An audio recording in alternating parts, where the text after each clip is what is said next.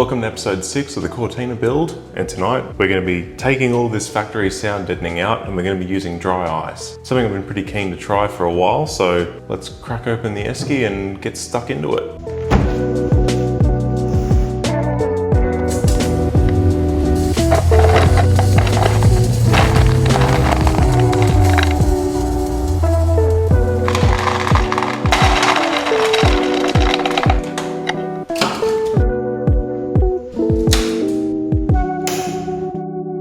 If you're new here and you want to get up to speed on this project, there's a playlist that you can click on up above my head to see all the videos up until this point. I'm doing a video just like this every single month in 2025, so stick around to the end, and if you enjoy it and you want to see more, hit subscribe. Anyway, on with the video. How you going, everyone? I'm going to try and keep the talking to a minimum in this video, but we'll just focus on some of the important things that come up through me trying this process, the stuff that I learned along the way, and then after that we'll just let the footage run, sit back, hope you enjoy. Bit of an elephant in the room. I'm obviously not wearing any gloves. It's alright, we're all adults here. Just use your brain, exercise some caution, make no mistake, this stuff is super cold.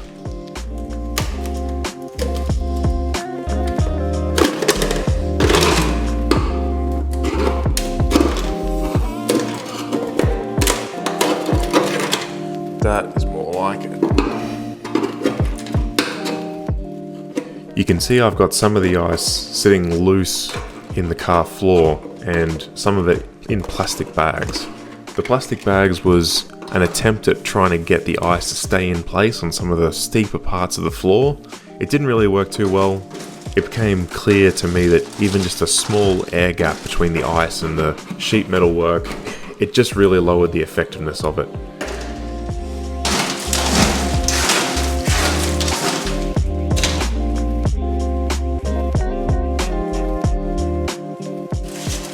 Ice in direct contact with the car seemed to be effective in only a few minutes, but when it was in the bag I was finding myself having to leave it in place for a good 15 to 20 minutes at a time, so just something to keep in mind.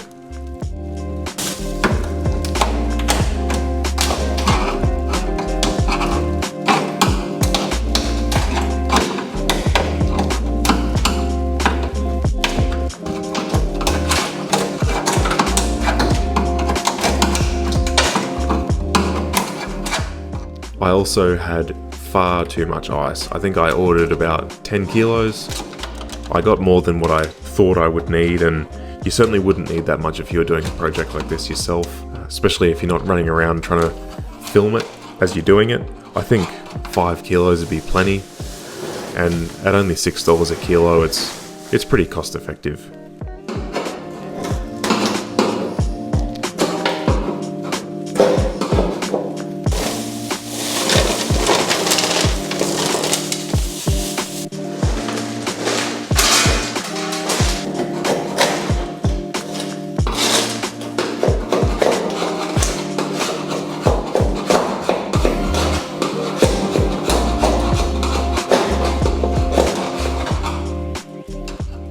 Another thing I'll say is that this job probably makes a little bit less sense on a project where the whole shell is going to be one day sandblasted.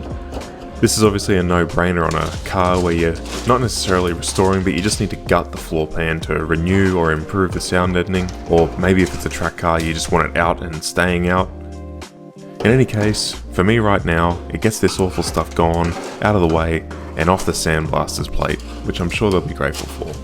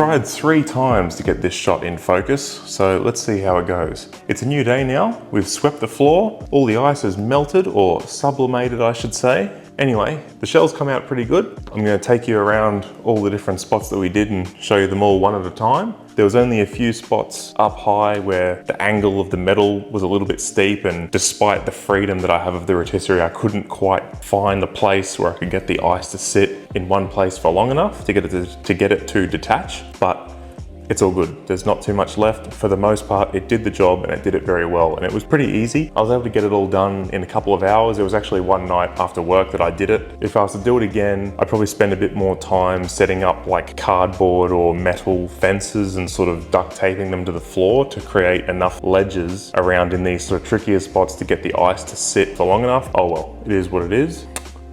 Yeah, went pretty well.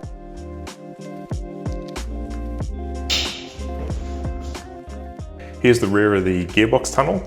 It came out pretty good. Front floor area, obviously. The roof panel, funnily enough, I didn't actually tackle in this job because when I took the headlining out, it all just fell out anyway. So that was already as is. The rear quarter panel was a very satisfying part to do. There's a little bit that was further up, sort of behind the wheel turret, but not too tricky. Both sides were the same layout as this, and it all came straight off and in some pretty large pieces as well. So that was definitely my favorite bit. That'll do for this one. Pretty short video. Hope you still enjoyed it. We'll see you next month for another one. I'm also putting another video up in about a week or so, doing a service for my wife's car. I know that might not be for everyone, so I probably won't do the subscriptions and notifications or anything like that, but keep an eye out if you want to see that. Just a little bit of extra content for next month. Take care and we'll see you on the next one. If my handwriting was legible, then narrating would sure be a hell of a lot easier.